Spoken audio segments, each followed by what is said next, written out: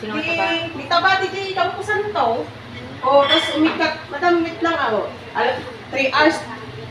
Awan, madi mag-supply. Hindi. Si Kaman.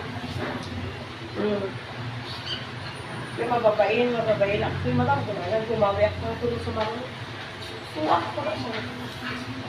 Eh, siyempre, alam mo na yung uray ko bagay kanya na. Dapat mag-festival ang lugar. Tapos, kinala ko, sino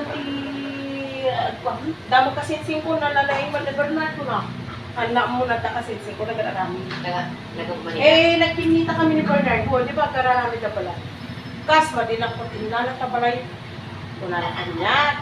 Ay, kaya mo ayaw, kuna na. Sige, pangkadyo pala ko na. Kakaduan na ni Mang Jun. Lalalain. Kanya na. Yung taga-Pilipinas. Uy. Kontraktor. Kuna na, yawat ka na, tinarapit na tutungin. Kuna na, pero, kung nakita na lang. Apa yan? At isin, ma'am.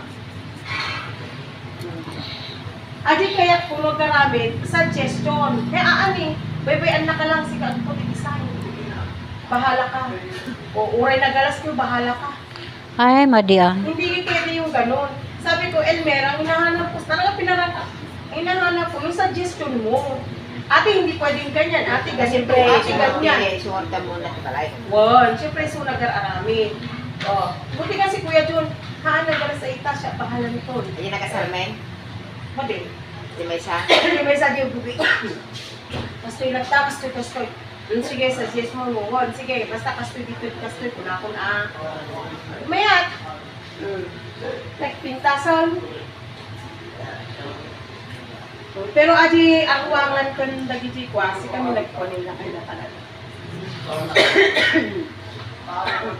Nga nakampusan ko lang isulat at tak. Napapahin niya minit.